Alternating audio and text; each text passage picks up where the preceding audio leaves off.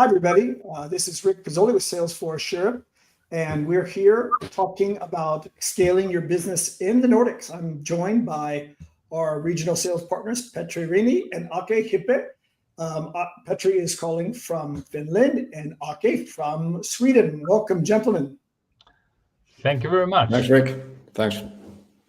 Glad to be here. How's the weather today in the Nordics? Ooh, 5+ and raining. Oh, nice. Christmas. Raining, not snowing, unfortunately. Yeah, no Christmas weather yet. Okay. Yeah. Okay. And Very Petri, typical is this Santa time Claus of the there year. in Lapland yet? Yeah, no, and I'm not actually in the Nordics at the moment, so I'm in southern Spain, but it's raining here as well. So, Raining southern. so Okay, not a big difference. Okay, fantastic. Well, let's start our conversation with why the Nordics. Why should a tech company consider scaling their business in the Nordics? Why put the Nordics in the roadmap for investment? Yeah, I think if you look at the technology market in the Nordics, I mean, we are very advanced, and I think we are number 5 in Europe after the big countries, but before Spain in terms of the total GDP. And if you look at the technology development during the years, I mean, we were one of the very first market with a broadband enabled, and a lot of internet companies popped up. And if you also see like the communication platforms you see today, Skype was one of the first one. It was started by a Dane and a Swede. And we see like the music industry, Spotify turned that around to be very popular to stream videos. And we have a lot of different unicorns in the tech sector, and innovation is really, really big up here. Yeah, I guess that's true. People see those unicorns. They don't realize the technology that's sold into those unicorns. I remember supporting a company called On2, which made the codec, the video codec, behind some of these solutions. And so a lot of innovative companies and a lot of interesting technology that's sold into those companies, right? Yeah, and government also in the Nordic countries support startups quite a lot actually. So there are all kinds of grants that the startups can obtain when they develop their product or they validate the market or so forth. So there's a very kind of an energetic startup scene, where, for example, in Stockholm and Helsinki. So lots of great innovations this part of the world. So that's investment, Patrick, coming out of the market. Is there also investment supporting companies coming into the market? Yeah, there are different types of kind of instruments that you can use. You can apply from the government. I think this is the same, at least in Sweden and Finland. There are kind of entities called Business Finland here and Business Sweden in Sweden. So they work a little bit differently, but they still support all kinds of export activities and also giving money to the startups and scale-ups. So yeah, it's very good, because I mean the capital situation in the Nordic countries is we are not in the UK or in Americas whereby there's much more money to be invested in the interesting startups. So we need to work a little bit wiser than the big boys or the big countries. Now, we did a lot of business, Petri, in Finland in particular. Nokia dominated for many years and dominated the talent. And with the changes at Nokia, it seemed like a lot of that talent were dispersed to a lot of interesting startups. Yeah, that's true actually. So yeah, and I personally have worked with several of those startups myself. So that's true.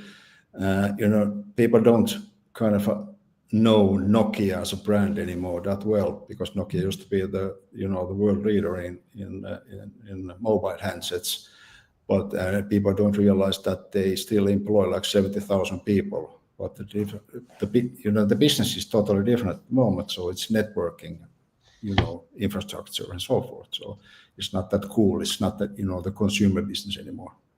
Well, maybe I didn't know it was 70,000. And how do people, if you're selling into the Nordics, so from the US or for Europe first, why should we target the Nordics? And then how to go to Nordics? What are kind of tricks in the trade to enter the Nordic markets? Yeah, for one of the things which because we have all the Nordics, I mean, population up to about 65 years old, maybe 70, have proper English knowledge, so it's very easy for American, UK company, but also other companies from Europe or Asia with the English language base. But you also need definitely local knowledge or local native speaking people when it comes to more complicated products or services you like to sell up here.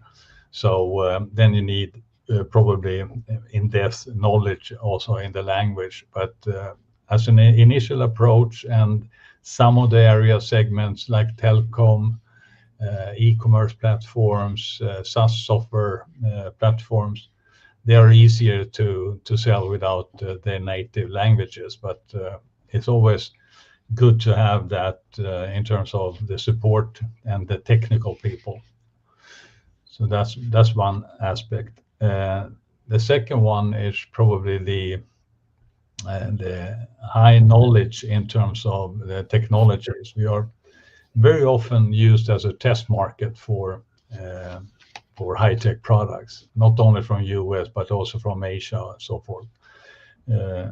If, for example, when Chinese companies in the network and telecom area, they wanted to test one market outside China, they tested Norway and Sweden for the new services. So that's one example of that because of our past knowledge which comes from the mobile industry initially, and then the networking industry. We are very advanced in terms of the knowledge, but also in terms of the digital services we can provide today. Yeah, I would add like if I remember right, Ricky, you also asked that how to actually land here. So I mean, let's consider like Denmark, Norway, Sweden, and Finland. Let's not talk about Iceland at the moment, even though it's part of the Nordics. But you need to have a good go-to-market plan, and don't make the mistake that all the countries are the same. So there are differences. For example, Norwegians, Swedes, and Danes, they can communicate with like a Scandinavian language. Finland is totally different, so our language is totally different from the Scandinavian language. And then like one person if you need to hire a person to help companies to penetrate the market, it's the best to have one native per country, so that's the best approach. But you can like start from one country. Of course, Sweden is the biggest market, so why not start there, or why not start in Finland and then expand from there? Are there a lot of differences? I mean, of course, there's language differences, but is there differences between one Nordic country to the other? I mean, can you just cover it from the UK with an English speaker, or can you cover the Nordics from Sweden with a Swedish and English speaker? I mean, it depends a little bit of the level of the technology, and if there is very deep tech products, which maybe needs also needs a combination of English and native speaking if you like to dig down very deep into the solutions. You need to maybe talk to people which are not so very well trained in the English language, and need the native language as well. Like, I guess it's just not language, right? It's personal contacts. It's understanding how the buying process is in these different companies. I assume you can only get so far with English. Yeah. I mean, basically everyone speaks good English in the Nordics, but it's just like you said, it's about the network. You need to get the door open to the right decision maker. That is tricky as well in Nordics, even though the population is not that big compared to the, well, let's say the UK, that people are not picking up the phone at all because there are that many vendors calling decision makers. But of course, it helps if you have someone that can help you to open up the doors with the existing C-level network. It really kind of speeds up the whole thing. Well, I guess it's not just opening up the doors. That's maybe just an expression, right? It's managing that sales process all the way through. It's exactly one thing having the contacts, another thing, because these are quite often decisions by consensus, right? So you need to touch a lot of different points in these organizations to get approvals. Yes. Yeah, that's correct. I mean, it's if you compare with the American business style, the UK, it's more from top down decisions. Here is if it's a big purchasing going on there, your involvement from from C-level down to the product management and the marketing, the sales, and it's a consensus, as you said, Rick, consensus discussion. It takes longer time to get the approval or the deal signed, but after you have done that, you have the consensus discussion and the final decision, then go to market goes much faster than if you have a top-down decision, which then have to be mantled down in the organization and see that maybe not everybody are happy on that kind of approach. But here we are used to this what do you call it, consensus way of decision making. Okay. Now, it's an advanced society as far as technology, early broadband adoption and digitalization. So what's hot? What can American companies or European companies that are looking to scale in Nordics, what kind of technology can they be successful with if that market is already maybe a step ahead in many different verticals? What's hot today? I mean, of course, AI or kind of interesting AI solutions, whether it be like AI support, B2B sales, or in any other AI stuff. So AI definitely is one common denominator. But sustainability, definitely, this is a hot topic here. So many companies and government municipalities are looking for. So great innovations on sustainability side. Smart cities, that's just one thing which is evolving quite a lot. So those are on top of my mind. And can you drill down a little bit more, let's say in smart cities? I mean, what do you see? Are you seeing autonomous driving cars? What are we seeing? No, all kinds of like platforms to manage like parking spaces or infrastructure conditions of the roads. It's a big term, of course, this smart city, but I've been mentoring those startups on these EU programs. So there are lots of really innovative solutions like how to prevent pollution in the harbor using hair from hairdressers.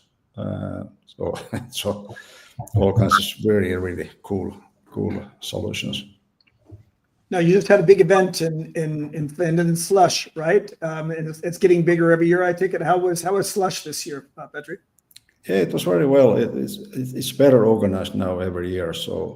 But it kind of it's not that big than it used to be, like let's say 6-7 years ago. So it's a bit more compact. But I mean, there were thousands of startups seeking for funding, thousands of VCs attending to looking for interesting projects. So I mean, it was cool.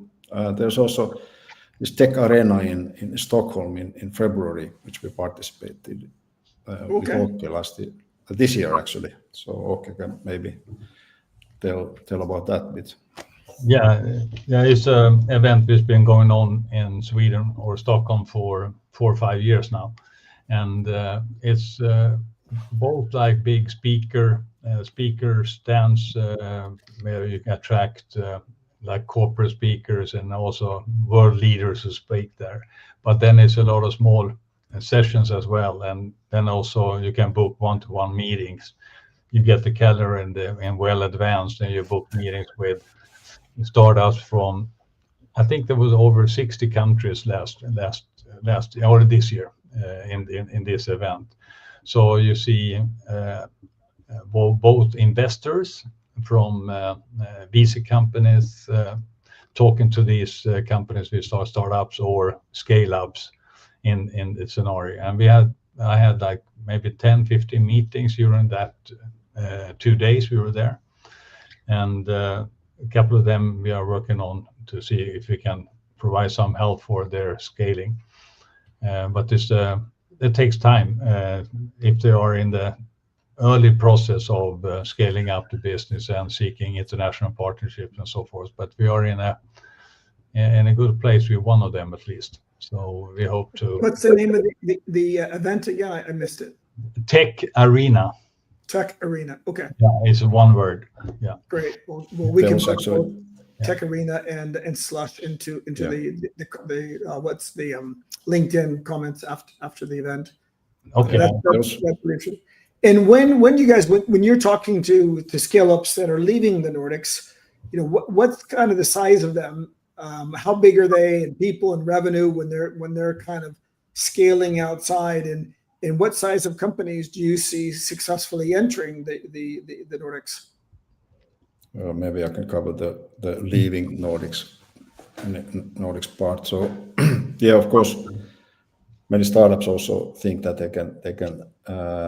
they can make it with a little bit thin resources. But many times they do it too soon, so they don't have enough kind of a good customer cases, not enough money in the bank or solid funding in place, and they still try to do it. Of course, if you are like a born global immediately, so that when you launch your product, you know your customers are all over the world, and not specifically in Finland, for example, then you need to go abroad pretty quickly. I mean, the best success stories come from companies that are in the scale-up phase and bigger, so like a few million turnover and onwards, because then they have this they have enough money and good customer cases and good traction here, so they can invest in the internationalization better. And then, oh, sorry. Okay, did you want to comment on that? Yeah. So I agree with Rick there in terms of size. They should have at least an organization which are in place in terms of they have the sales organization, have marketing, they have the support, and they are planning to. If it's a software solution, then you need to do the translations and so forth, and they have to. For example, if they like to do sales in Germany, they have to be well prepared to do this homework in terms of the language, the cultural differences, and they need to be at least, I guess, from 2-3 million, 4 million euro to be able to do it, because it's quite a big investment to enter a market if you don't use local people who can help and maybe minimize the initial investment in terms of to find the first clients and so forth. So I think you need a good plan to go to a new market. Okay. Well, I guess that's probably pretty similar to entering into the Nordics, right? Yes. I mean, if you're a US scale up or European scale up and you're considering where do I go next, we're saying the Nordics is a pretty good market because it's English friendly. You probably still need to have local people, but the early adopters of new technologies, so they like innovation. How do people from the Nordics buy? I mean, are they, what are their drivers to position products into the Nordics?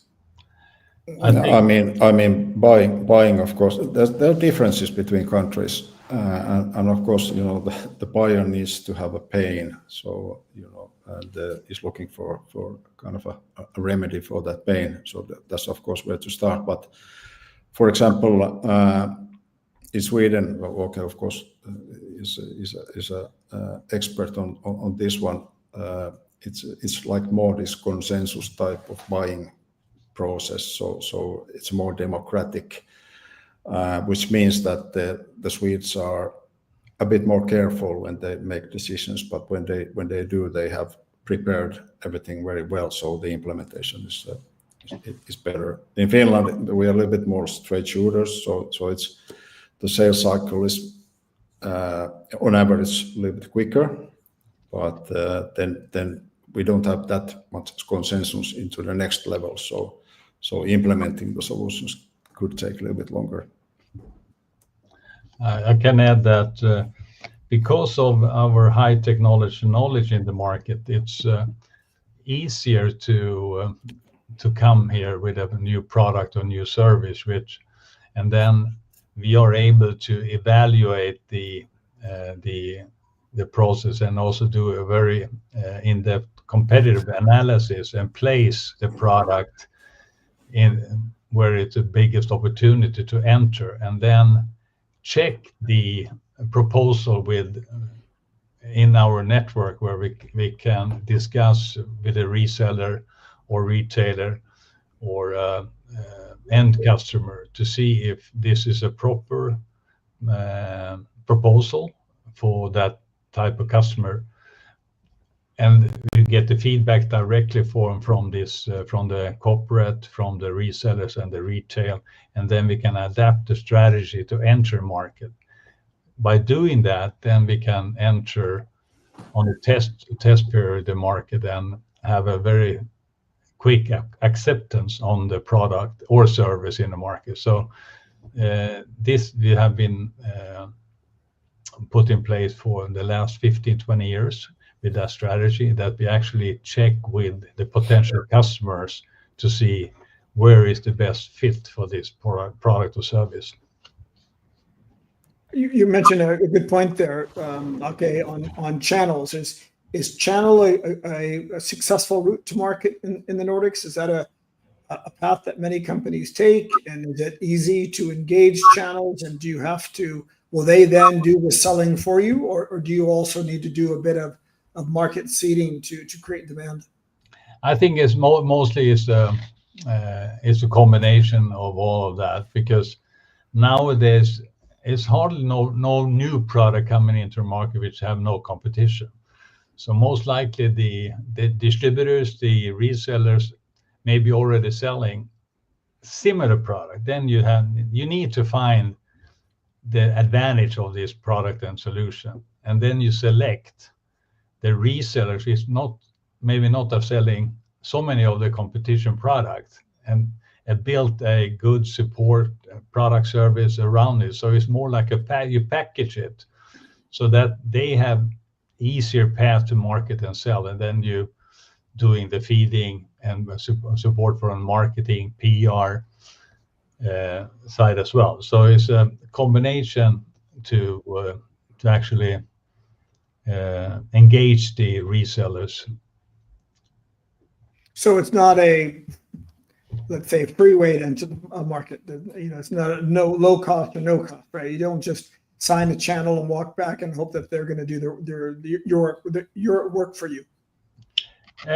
It depends. I mean, a lot of times they ask for a lot of marketing money and so forth. But if you can say that, okay, we can a little bit of that marketing money we can spend, but we will also help you to sell the product through that we package the service, the product on a better way than the competition do, and then we can support them on the sell-through part as well. So it depends how you like to approach the channels. Okay, so the channel strategy has to be well developed. You need to identify the right channels. You need to manage and close those channels, but in the parallel, you need to create demand, talk to the end users, get some buzz about the product itself. The channels naturally have hundreds of products, right? Maybe tens of salespeople. So you might be getting the mind share of a tenth of a salesperson. Yeah. So if you want to create awareness, then you probably need to invest in either an employee or a service company to help you drive that business. Yeah. And it's because we have been in this market for so many years, we have a very good connection to the right people in both in the distribution, reseller or retail chains. so we can at least get an access and get a meeting, and then we can at least be presenting the offering. So we have a faster route to engage with the right channels to bring the product forward.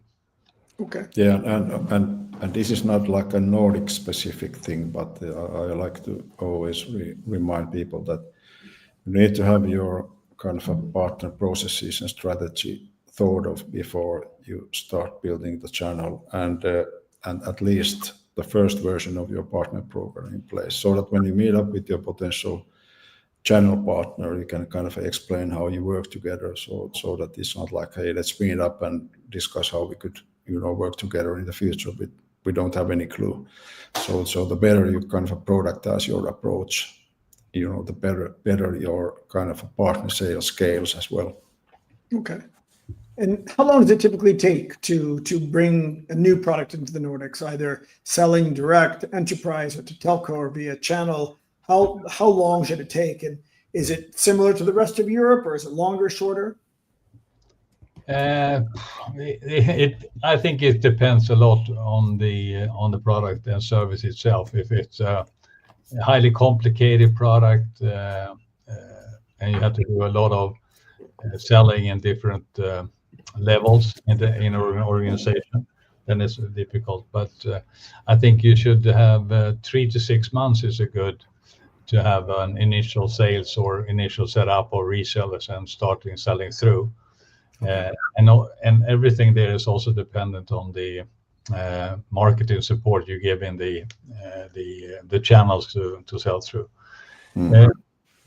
But I like to bring up one case study that it was in the broadband networking scenario. A very successful company in many countries, mainly in the US, wanted to enter the Nordic market. We helped them to do competitive analysis, and also if the product match was exactly what the market wanted. We discussed with the key players, telcos, the ISPs, but there were some features lacking from the product offering, and therefore, we tried to convince the manufacturer to actually implement those features so we can sell to the whole market. Because of the strategy, we were not able to reach maybe the big corporates, the big telcos, but we could sell to a smaller size, in this case, ISP provider, service provider with 5,000 plus up to about 40,000 annual sales of the Wi-Fi mesh routers. But if we had been able to convince the vendor to do these feature implementation, we probably have the 10 to 20 times sale through revenue in these years. So it's a very difficult way if you don't have the ears from the top management from the vendor. So that is one experience with, I think they should listen to what the market requirements are before they actually entering the market. Yeah, that's a good point. I just shared that case study yesterday with a vendor. They asked about what we need to do to be successful, and I said, well, we will provide feedback from the market of what the market is telling us. Of course, we'll do our best to justify, sell around any obstacles, but some obstacles are obstacles. So if there's a product requirement, a feature requirement that they can't do without, the quicker that company can turn that around, the quicker we can be successful in the market. So the people that are managing us need to be the people that can make those decisions, just not a middleman who takes it, bottles up the request, and passes it on to the senior management in some other country, because it's really hard to justify it that way. Yeah, and when you plan your go-to-market, you need to build in the data capture phase, so to say, like Åke described. We need to understand, the market and the demand and the pain, competition as well. So, and you cannot use, the same playbook or this kind of a one size fits all playbook to enter all the countries. So you need to adapt. Okay. And Guys, sorry. Okay.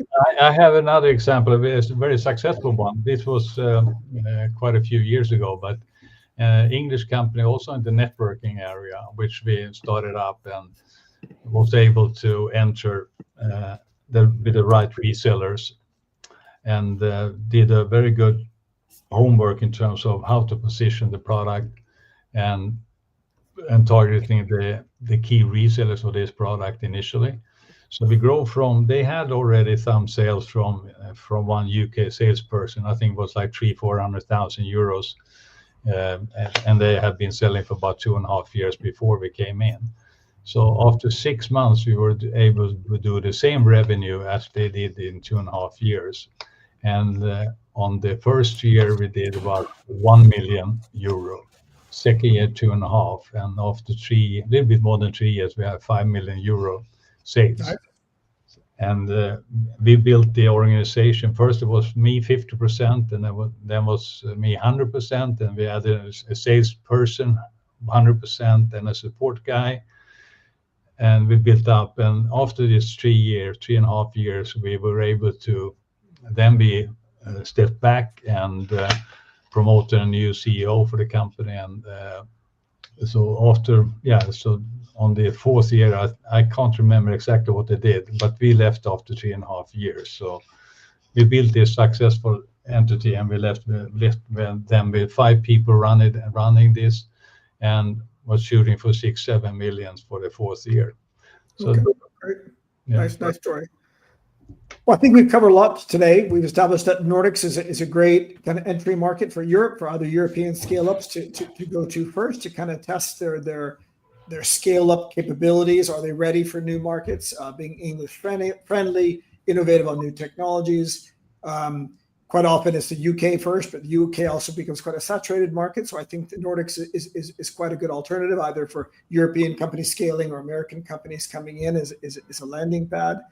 We talked about the differences in the Nordics to the rest of Europe, and the Nordics within Nordics, and the benefit of having local people with contacts and experience, not only for the Nordics, but also in individual countries.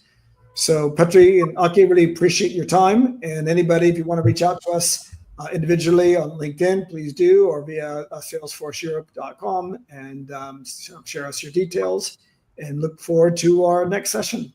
Thank you guys very much. Thank you very much. Thanks, Rick. Thanks for having me. Bye-bye. Bye.